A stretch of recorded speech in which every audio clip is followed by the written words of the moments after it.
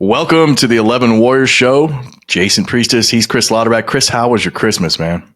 Oh, it was great, man. It was great. My kids are that age where they're full-fledged believers, and it was the best one yet so far. Hey now, man. Might have some youngsters. Why everyone should be a believer, man. I mean, you might have some youngsters watching this show. I know what are you trying to do over here. About to wreck some homes, man. You're going to make some parents people who really just wrongly don't believe. I can't help it. Yeah, well, that's true. Yeah, you got to believe.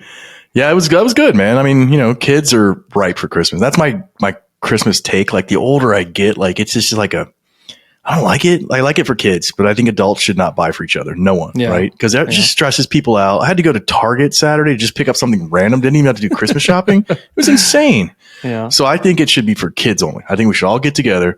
Say no adults need to exchange gifts. Kids only. You're under 18, you get presents. That's it. I mean, this is too much. Like I get things and a lot of good gifts and through the years, but some things that, I have everything I need right now in life. Like I've reached the age in life where I don't need any more stuff. I'm trying to get the other direction. Like I've got my stuff. I'm trying to go down and get less stuff. Well, we're also of the age and ability where if you want something, you just get it. Right. And then that way it's always right. Yes. That's the thing. I mean, sometimes I get gifts. I'm like, I appreciate the gesture, but like, right. I've never worn that size or I don't like that color. Like this shouldn't be a surprise kind of thing. So you just end up like trying to politely tell somebody that's going to have to go back. Yeah, I mean, if you want to buy me razors, knock yourself out. Like things I'll use, and like some soap. Undies and V-neck white undershirts. That's what I need. Right? Like, knock yourself out. I will use razors. I will use toothpaste. I'll use soap, some washcloths, things like that. Always good gifts. Shaving cream, like some staples. Right? You want to give me mac and cheese? Give me mac and cheese. I'll eat it. But yeah, I just that's my hot Christmas take as I get older. Is it should be for only. I mean, just think of like. All the stress, like, I hope this person likes the gift or, financial stress too. Like, just feeling like you've got to get something for somebody. I'm with you on the kids though, man. That's great. And right now, like I said, it's my sweet spot. My kids are, almost 5 and just turned 7. So I mean, it's magical for them. Spend money. Yeah. It was the best day of the year.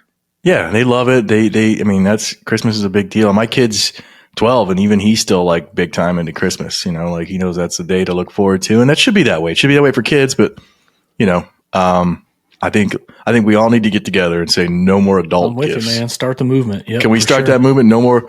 Put a T-shirt in 11 Warriors Dry Goods. No more adult gifts on Christmas. Let's shut it down. I mean, if you just had to buy for kids only, everyone's got a way chiller December. Yeah. And it's more money you can put toward kids. Yeah, I mean, you're stress eating. Food's everywhere. There's like Reese's I like cups. That part. Yeah. Reese's trees hanging around and like crushing Buckeyes and chocolate chip cookies and something called oatmeal Scotties. I don't even know that was a thing. I got some oatmeal, a little bit of butterscotch like flavor to them, which are two things I would not gravitate toward, but man, got some of those and those were delicious. But oatmeal Scotties. I've been crushing Buckeyes with mini M&Ms inside of them as well to give it a little bit of a crunch factor. Yeah, I've seen them. Next level Buckeyes, yeah. I don't think people are here to hear us rant about Christmas and food, so let's get into it, man. The Buckeyes are obviously in Dallas practicing at Jerry World. Big news from Dallas yesterday. Marvin Harrison not dressed, not practicing, just kind of chilling there. I think it's kind of safe to say he's not going to play in the game. He wasn't available to media, and who can blame Marv? Yeah, I mean, I think it was safe to say a month ago, and yeah, absolutely. I mean, he's done everything he needs to do. He's got all the film he needs to have. I wouldn't even let him ride a bike, honestly. I'd be like, just bro, get in a glass Put him in a recliner. Get in this recliner and watch practice. Exactly. Far away from the field where no one can smash into him. Save your body. Put a little barricade around him, just in case guys running out of bounds don't hit him or anything crazy. But I mean, he's going to be a top 3, top 5 pick for sure, and you don't want to bang that body up. That's $1 million body right there, soon to be at least, right? Multi-million, yeah. And good for him, yeah. And, lots of reasons to not want him to play as well, as awesome as he is. I'm glad he's not playing. So, for him, but then selfishly for, my favorite team, we got to be looking ahead to next year, and he's not going to be on that roster. So I'm good with him not risking anything so we can see some other dudes. Yeah, and real fans expected this. Like, you should not be disappointed to hear Marvin's not going to play in this game. Oh, absolutely not. Absolutely not. Yeah. And this whole, there's $20 million out there for there's not. No, there's not. There never has been. There is not that.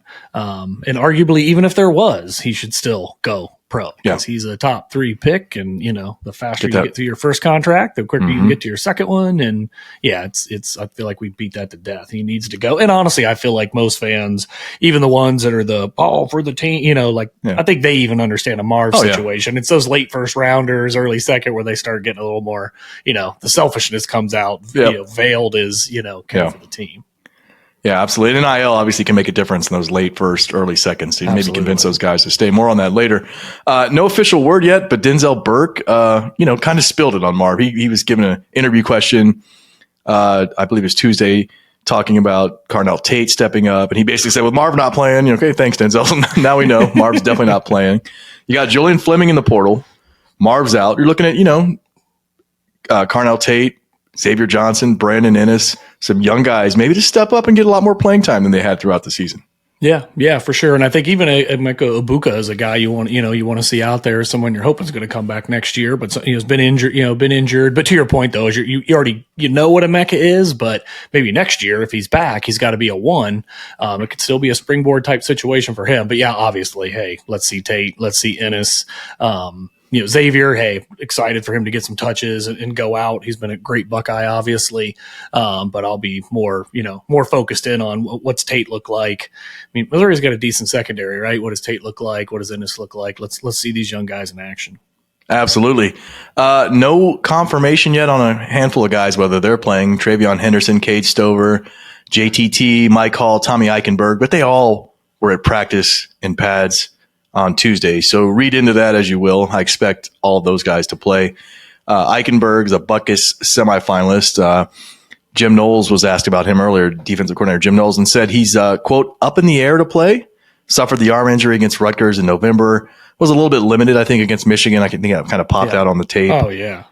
But Knowles also said he did not foresee any opt-outs on defense. So I think if Tommy is healthy, he's a go. Tommy's probably itching to go. I don't think Tommy would opt out for any draft reasons. I think it just comes down to the arm for him, right? Yeah. I think that my guess would be is that he plays a little. Simon is going to be back, and you want to see Cody Simon out there a little bit as well. But yeah, I would imagine Eichenberg wants to get some run in his last game as a Buckeye. So yeah, I think if he's too hurt or hurt the team, then it would be best to keep him on the sideline. This is a game Ohio State wants to win, but I hope for his sake he can get out there for a little bit. I hope for my sake it's a little bit of at least 50-50. As much as I love Tommy, I'd like to see Simon get a little bit more action, knowing that he's a guy you're probably gonna pencil in there in the middle next year. Yeah, Knowles said he cracked a smile when he heard Cody was coming back. Said he could start almost anywhere in the country, and got to be good news to hear that for Ohio State fans. Speaking of back for 2024, good reason to be optimistic about a lot of guys this year, man. I mean, in the past, I think most of these decisions have gone against Ohio State, and that's just what you get with Ohio State. You've got talent that's heading the NFL. You're used to it, and guys gone. I get it. But man, there's a lot of guys that will probably come back. So I think Ohio State fans should start to feel optimistic. Denzel Burke said he has made a decision. He's going to announce it on January 10th. Likely back is where I'm at on that one. Jack Sawyer said he's more than likely back for another year. Here's what he had to say about that. We played Akron open the season? Yeah, I'm excited for that game. Super excited. Akron had a good year this year, didn't they? You gonna play in that game? Huh? You gonna play in that game? Oh, I don't know. We'll see. More than likely, yeah, probably. So yeah, it looks like Jack will likely be back. That's fun to hear. Travion Henderson likely back. Emeka, we just spoke about him. He's likely back. Donovan Jackson on the line back. Tyreek Williams back. JT Tumalao also likely back. Jordan Hancock, Lathan Ransom, who's out for the bowl game as well. All these guys are likely going to come back next year. And that's, you look on the list of people who might be leaving or staying, and to get like 85% of the guys back, you're going to lose Marv, you're going to lose maybe Mike Hall, someone like that. But man, this is kind of rare. I'm excited. Yeah, it's huge, and I think a lot of them you're even hearing that the why they want to come back. I'm sure draft stock's part of it, no doubt, as it should be, right? But I think another piece of it definitely sounds like this junior class is saying, they're looking around. We don't have a Big Ten championship, we don't have a win over Michigan, and I think that matters. And they're also looking up north and seeing what's happened, right? Where Michigan has brought back guys. Quorum is a senior, brought back plenty of guys that were upperclassmen that could have gone pro, maybe in a similar situation, right? Weren't going to be first rounders, but could improve their stock or even keep their stock flat, but wanted to keep something going up there, right? So to be able to have that resonate with all these guys here that you mentioned, beyond the fact that a lot of them are really, really good pieces and would do a lot for Ohio State's team next year. It's more the why, I think, that, I don't feel like I'm being super Pollyanna. Again, there's the NFL piece for sure, but Right. It does feel like there's this pull of, gosh, man, we want to come back to Columbus in X amount of years and be remembered because we won something, right? And right now they've won a lot of games, but they've not really won, that's something that they're looking for, a win over Michigan, a Big Ten championship, potentially a national title. So, yeah, it's awesome to hear some of the comments today. It feels like a lot of the guys are just being coy, quite frankly, where they're kind of kicking around. Oh, yeah, we'll be back. People got decisions to make. We'll have to see. But it feels like they know. They talked about how they're tight-knit in that class that, hey, just about all of us are going to be back. Hope I'm not reading too much into that because I'm starting to get excited about the prospects for next year already. Right, and what a refreshing change. And I think when NIL was announced and when that was coming down the line, some people pointed to this and said guys that are definitely not top 10 or top 20 or top 30 picks might have an opportunity to come back where it's not the end of the world. They're actually maybe a little comfortable in college, have some money in their pocket, have a nice car. And we're kind of seeing the fruits of that right now. Quarterback Devin Brown, QB1, will become the first ever Ohio State quarterback to make his first start in a bowl game. How fun is that? Yeah, that's pretty wild. I guess you would hope that would probably be the case, be a weird scenario for anything else to pan out. And this has certainly been a weird scenario this year. But yeah, man, think about that. His first start. It's a bowl game. May not be the playoffs, but it's the Cotton Bowl. It's Jerry World against a really good team. And he seems super excited about, the opportunity in front of him. Yeah, a great opportunity that it is. I mean, he's got a chance to put his stamp on next season saying, I'm the guy. If he plays well, he's the guy. There's a lot of excitement coming into next year. If he struggles, then there's going to be a lot of angst in the offseason at quarterback. Kirk Herbstreit instantly made his second career start in the 92 Hall of Fame Bowl versus Syracuse. Cardale obviously made his first start, but it wasn't a bowl game. It was the Big Ten championship. And then I guess Ted Ginn got a career start at quarterback against Oklahoma State and Les Miles back in the day when Troy Smith was suspended, but not a true quarterback. We're not going to count that one. Brown made news on Christmas. He gifted the entire roster, all of his teammates, JBL Bluetooth speakers. So that was fun to see. Good way to kind of ingratiate yourself with with the guys that'll be blocking for you and catching passes from you. Those things are bangers too. I mean, they were the red version of this, right? I was like, wait, I got one of those. Oh man, these things bang pretty hard for how small they are. Good. I think they're 150 a piece or something like that. So if you bought 85 of those at minimum, pretty nice little gift to everyone. Give a gift to the fans though, I think is what they want to see. To your point earlier, right? Like it's kind of, I don't say put up or shut up time, but you want, he's a confident guy, which I love, right? But he's got to go out there and put it on the field. It feels like, there's a lot at stake. He'll go into a spring as a truly wide open competition that could get more wide open if he doesn't really play well on Friday night. Cotton Bowl this Friday, number 7, Ohio State, number 9, Missouri. It's the 88th Cotton Bowl. It's 8 p.m. Friday from AT&T Stadium in Arlington, Texas. 13th overall meeting between Missouri and Ohio State, but just the third meeting in the last 73 years. Of course, you and I are old enough to remember the two previous ones in the last 73 years. Andy Katzenmoyer just rocking Corby Jones. Yeah, just leveled him. Go find that hit on YouTube. It's beautiful. OSU owns a 10-1-1 record against Missouri. The lone loss was 22-21 in 1976. I'm sure that pissed Woody Hayes off to no end, losing 1 point by Missouri. Good times for Woody there. Third Cotton Bowl for Ohio State. They've got a 28-12 win over Texas A&M in 1987. That was Earl's last game, I believe. Yep. And then 24-7 over USC in 2017, the Clay Helton special. Bucks playing in their 10th straight New Year's 6 postseason game, the most of any team. Alabama's got 9, Georgia and Clemson with 7. But let's get into Missouri, man. 10-2, finished second in the SEC East. Had a 10-point loss to LSU in October, 49-39. They put up points as everyone does on LSU, but couldn't stop them. And then a 9-point loss in Athens against Georgia in November, 30-21. And I remember Kirby Smart after that game complimented Missouri's offensive line, saying they kicked their ass. Yeah, it was close late. I mean, it was a late game, close late, and Georgia, has kind of warmed down a little bit there at the end. But I mean, that was one of the few. Honestly, I think I've only seen Missouri play twice this year, and that was one of them. And looked like certainly an offense to be reckoned with. Yep, some good wins, 30-27 over number 15 K-State earlier in the year, 38-21 over number 24 Kentucky, 36-7 over number 13 Tennessee, kind of clobbered Tennessee and ended any kind of late hopes they had there. But some close wins, too. Early in the year, they have a 23-19 win over Middle Tennessee State University. That's obviously way closer than they imagined. And 33-31 over a bad Florida team late, conference game, give them that. Head coach, Eliah Drinkwitz, he's doing things that are hard to do, and that's having success in the SEC with Missouri. So I have all the respect in the world for the guy. 5-5 in his first season in 2020. Now he's 10-2. Got his start coaching high school ball with Gus Malzahn in 2004. Made the jump to Auburn later on as a quality control coach on that staff. And, he's recruiting well, man. Just signed the number 5 player in the 2024 class, defensive end Williams Waneri, who from Lee Summit, Missouri, edge rusher, really, really good talent. So he's making waves, man. He's doing some things. It's hard to go look how many coaches get hired in the SEC and just they're 2 or 3 years and they're done. They're just cycled out. And plus, man, I love guys that look like accountants. If I'm being honest, coaches that look like they should be accountants or dentists or something. And he's one of those guys. So funny dude. I mean, do you remember October when he burned Michigan? You were there, late October. He was on the Golick show or something, and they were like, do you like the idea of putting headsets in quarterbacks' helmets? And he's like, I think everyone would like that except for maybe Michigan. So already like the guy. Not going to cheer for him Friday, but I like him a lot. Yeah, he had a wisecrack about Michigan, I think, after the bowl game, after the pairing was announced as well. But yeah, he seems really classy. I mean, I saw some of the presser, the intro presser today, or I guess was it Monday? Maybe it was Monday. It just looks like, he was up there with Theo Weiss, one of the receivers. And it just seems like you said, a really likable dude. Had his cowboy hat sitting up there with him. And he's embracing it. This is a big deal for his program, right? This is 10-2 Missouri that hasn't really reached these heights in a while, and he's been central to all that. So they're approaching this like a CFP game, if you will. So Ohio State better be ready.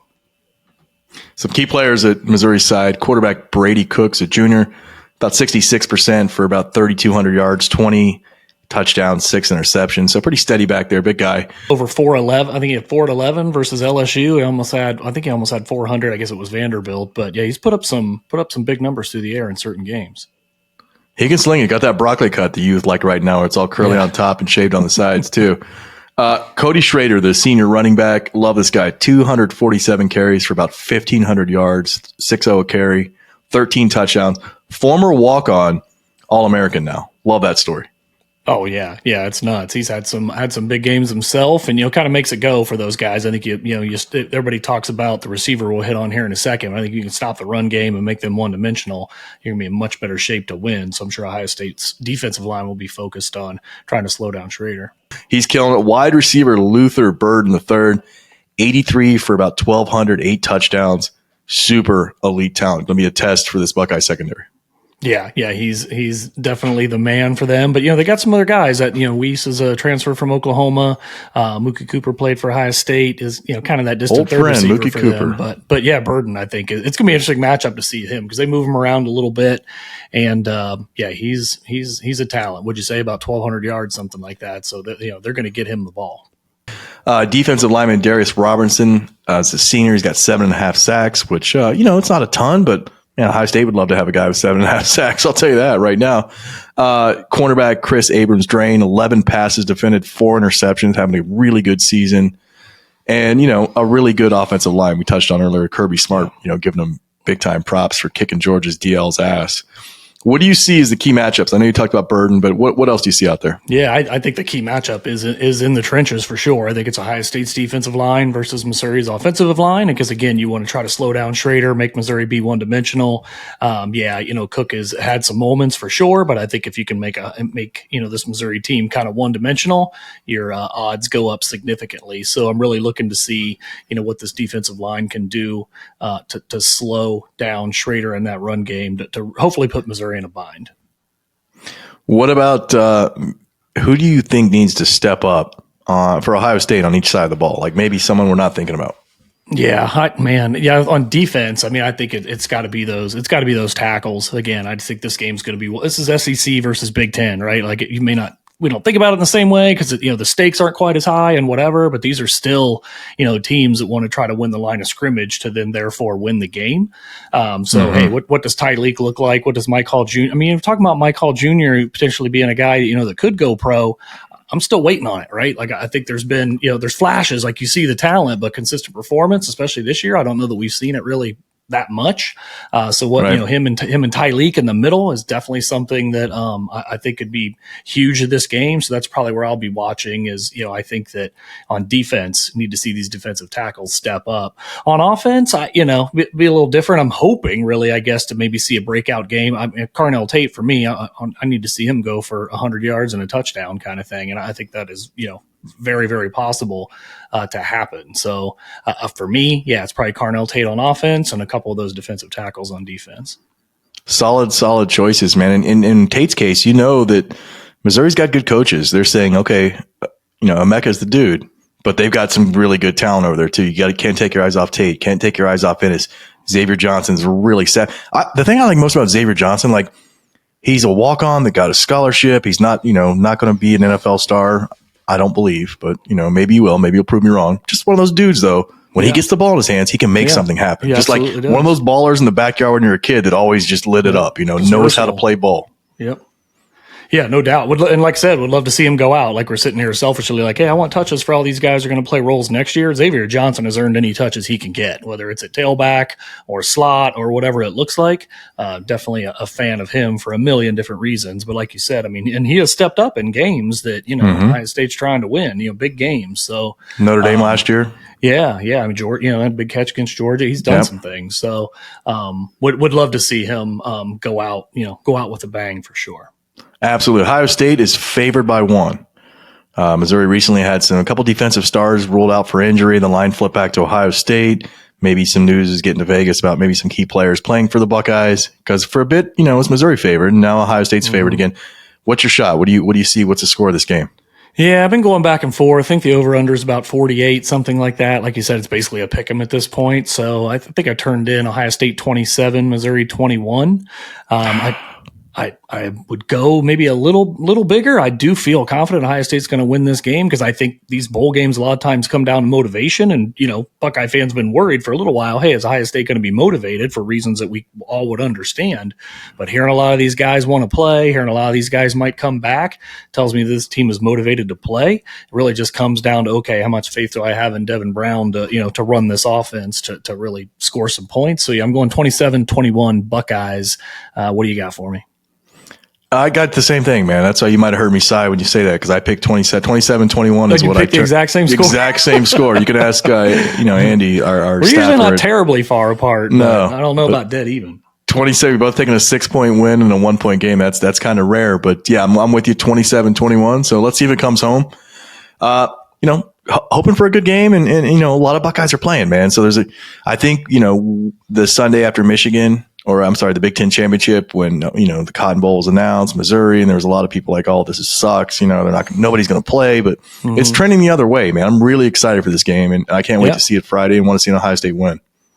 Yeah, no doubt about it. You took the words out of my mouth. I'm literally like, hey, I'm glad this thing is Friday because I'm watching all these. I've been watching more of the games after you gave me a bunch of flack last week. Someone's going to show up in the comments and roast you about your man card. I was watching Texas State and Rice last night, and terrible games. I'm watching like kickoffs out of bounds and like, God, these teams suck. But Minnesota, I watched some of that garbage. I already forget who they played. Oh, Bowling Green. Yeah. It was so bad. I'm like, it's beautiful garbage, man. It's beautiful garbage. Why am I watching this? Come on, it's beautiful garbage. But really excited for Friday to get here and watch that one. I think Notre Dame's on it too that day. So. There's some good games creeping up. Yeah. It's getting a little bit better. But Friday night for this one, like you said, though, to get back to it, there is excitement. I am excited about this game.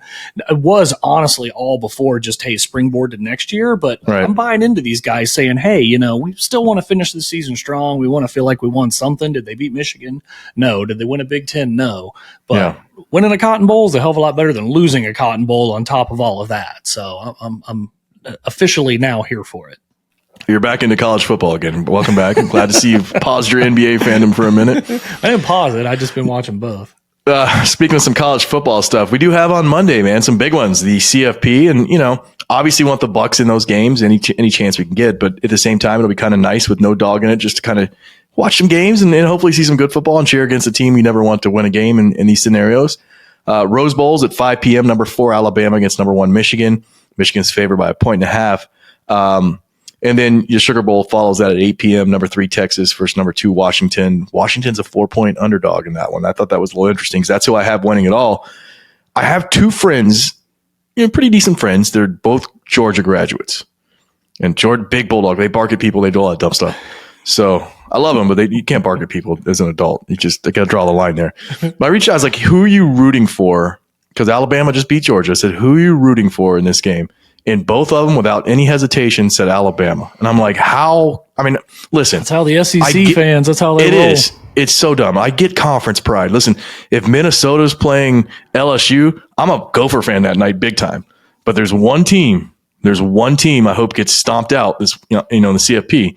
And I got some houndstooth, man. I'm going to be wearing the Bear Bryant hat. I'm going to roll Tide, paint my face maroon. Like, I'm the biggest Alabama fan in the world for that game. Oh, yeah, there's no doubt about it. Conference pride, is obviously, for suckers.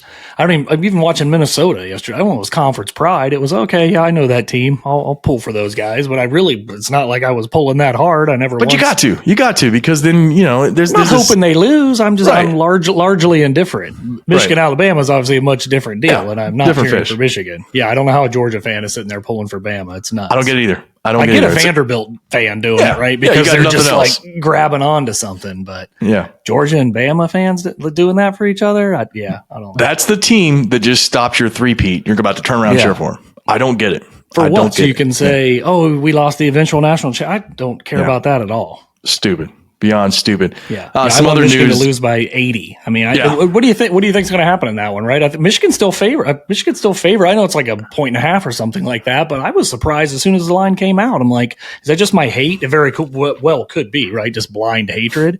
Mm-hmm. I feel like Bama should be the favorite in this game, but I clearly the Vegas doesn't. I think Michigan has a chance to win the game. I hate saying that. I'm cheering against them. I don't know how good they are now versus when they had all the signals for everyone and what that makes them. Obviously good enough to beat Ohio State, with a very mid quarterback. But, I don't know. I think Michigan might win that game. I still have Washington winning it all. Man, I love what they're doing out there. And there's some conference pride there. You can cheer for Washington and win it all, right? That's a Big Ten national championship coming in the conference if it happens. I will cheer for them just because I'll cheer against Texas, but I'll take Bama, I'll take Washington, and then I'll take Bama over Washington in the title. There you go. Other news recently, FSU definitely wants out. They've been wanting out for a while. They've been making noise for a long time, ever since they saw the Big Ten's new TV deal. They're like, whoa, you can do that? You're allowed to have that kind of money? 3 days before Christmas, they sued the ACC over the conference's grant of rights. Some bad taste for not making the CFP despite finishing 13-0 as well. I get it, I understand it. They think we can get more money, we can definitely make the CFP. I mean, they're not really thinking about expansion because in an expanded playoff, they're 13-0. They're definitely making it, so it's kind of weird in that regard. But the exit fee is $130 million, and that's steep. But if the Big Ten's paying teams $95 million a year, you come to the Big Ten and all of a sudden you're whole really quickly. Even if maybe you get a half share early on, maybe you got 3 or 5 years of a half share and you're getting $50 million or $47 million or something, you're going to make that 130 back in no time. Well, and you're going to get in the, with a 12-team playoff, your chances of getting in there for a big check also increase. So I get it. I think the question is, would the Big Ten want Florida State? Do you want Florida State in the Big Ten? I do. I really do. And here's why. Because Florida is in the SEC already. Miami's Miami, but you have to have an anchor down there for the talent. We need the Big Ten, I believe. Imagine if the SEC plucked up Florida State and Miami and they had all 3 of the big Florida schools in the SEC. And then you're obviously still going to get Florida kids to come to the Big Ten, but maybe not in as great as numbers. Right now, if Florida State joins the Big Ten, you can go down to South Florida or Central Florida and say, hey, mom and dad, you can come see, your kid's going to have some games that, if he comes to Ohio State, he's going to have a game down in Florida every couple of years. You're going to get to see him. So I do. I think for recruiting purposes, selfishly, I think the Big Ten needs to go get Florida State. And it's nuts because 10 years ago, I said, no way. It's like not a great school. It's not a great research institution. Doesn't fit. But things are just so dramatically different now. I think they do need to go get them. What do you think? Yeah, no, I tend to agree. The recruiting piece is interesting. I mean, I get what you're saying about going to the stadium. I think sometimes I'm too I just think about those elite players. It's like, well, Ohio State's going to have to pay to fly them to their parents to the games anyway. That's true. But not everybody is going to, rise to that level. So, yeah, it's interesting. I would like them in just because I think at this point you can't play everybody in the conference anyway. There's already too many. So if you can get a Florida school and have another matchup that would be Ohio State, Florida State, hey, bring it, right? So I don't have any opposition to that. Hell, they can bring Clemson with them if they want. Plus, I mean, Big Ten's at 18. You got to be 16, got to be 20, got to be 24. 18 is just a weird number. So, yeah, Clemson would be fun, man. I mean, Dabo in the Big Ten, like as much as he just says dumb shit, like that would be amazing. I'd be all there for that.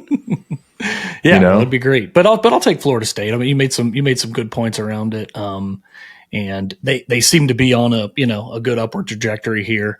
I know they're going to get slaughtered in this bowl game, but I don't think this is the end for Florida State. Yeah, Norvell's got them cooking. They got a good class. They got some good guys coming in. Obviously, the talent base. If they can just keep a lot of those kids that are nearby, they're going to have a good program. Yeah, that might elevate them a lot, right? Like as much as it might elevate the Big Ten, and you're excited about the prospects or the things you mentioned. I mean, for Florida State to be able to say, "Hey, mom and dad, kid, you're going to play Michigan. You're going to play Ohio State." It's better than saying you're going to play Clemson and some other schools.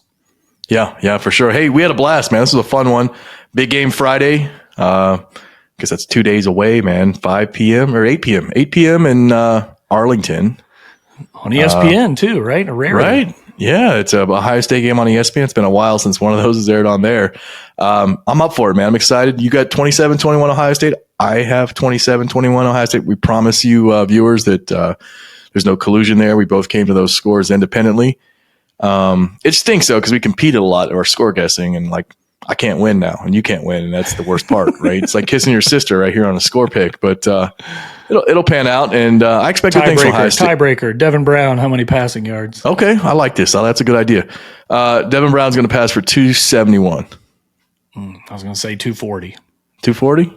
All right, there's a tiebreaker. It's not Price is Right, it's just closest, right? I got a lot to be over. Yep. Yeah, over under. Yep. All right, good enough, man. Well, thanks for joining us. Stay tuned. We'll be back for more episodes here shortly.